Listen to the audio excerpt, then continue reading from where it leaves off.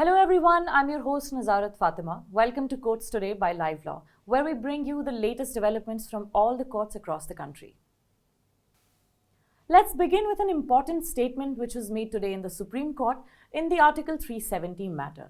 As you all know, the hearing commenced on August 3 and the petitioners completed their arguments recently.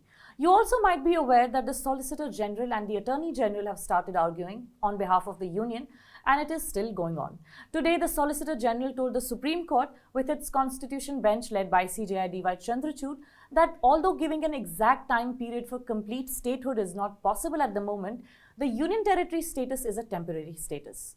The Solicitor General also said that the initiatives taken by the centre to restore stability in the region are progressing, and full statehood is a question to be decided based on the degree of normalcy. Proceeding to another news, the Madras High Court exercised suo motu revision against an order of the trial court that discharged a politician in a criminal case.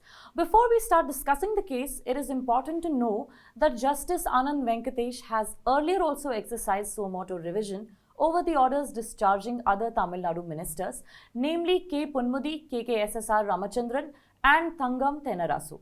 The High Court expressed reservations about the order passed by the Chief Judicial Magistrate, Siva Gangai, discharging the politician and his family in a disproportionate asset case, and the same order was passed on 3rd December 2012. Justice Anand Venkatesh criticized the manner in which the entire proceedings were conducted and made scathing remarks against the Directorate of Vigilance and Anti-Corruption. In addition, Justice Venkatesh said that he has noticed this pattern in other cases too, such as the discharge orders in the cases of KKSSR Ramachandran and Thangam Thenarasu. At the same time, the court called the Directorate chameleons and said that the DVAC was changing its stand according to changes in the government.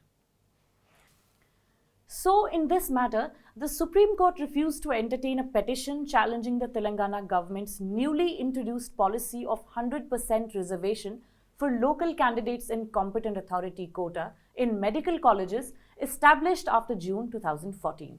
The petitioners, who are MBBS aspirants residing in the neighbouring state of Andhra Pradesh, challenged this revised admission policy and called it illegal, arbitrary and conflicting with the fundamental rights guaranteed under Articles 14, 16 and 21.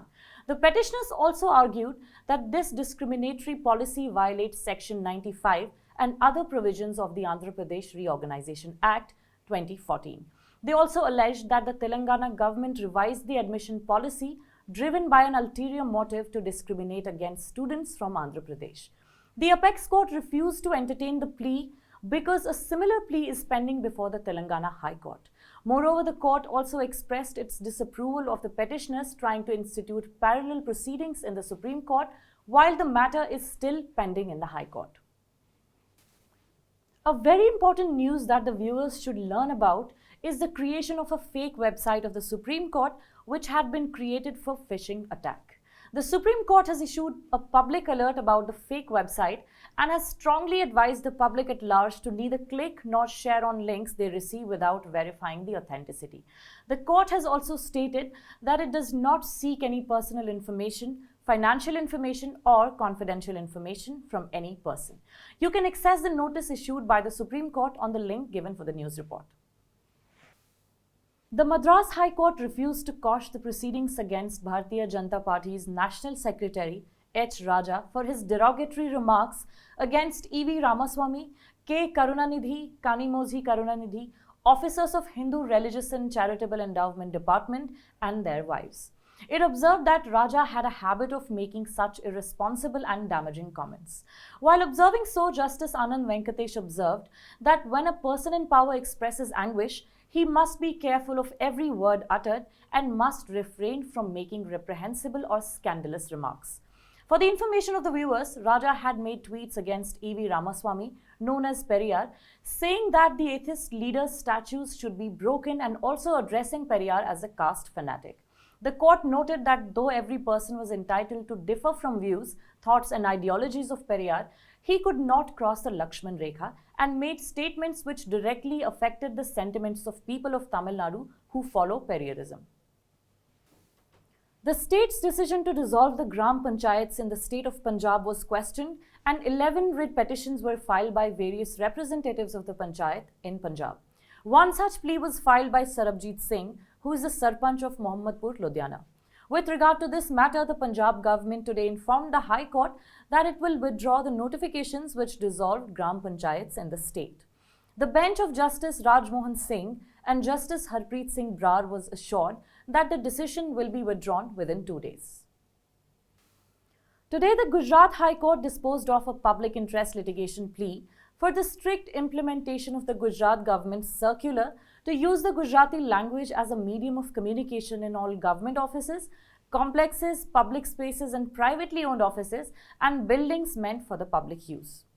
The counsel for the petitioner submitted that in most places the language is being used, but private persons are not following the circular for private public premises such as cinema halls, restaurants, etc. And in response, the bench of Chief Justice Sunita Agarwal and Justice Aniruddha P. Mai remarked that private people have to be sensitized and they cannot be forced by a court's order. She observed that it should start with public meetings and public slogans, and there are many modes of sensitizing people. She added that people can be sensitized about the benefits of using Matrabhasha, and the court cannot issue any mandamus to them regarding the same. Observing so, the PIL was disposed of. A PIL plea has been moved before the Rajasthan High Court to initiate suo motu contempt proceedings against State's Chief Minister Ashok Gehlot over his alleged rampant corruption in judiciary, including in the higher judicial institutions, remark.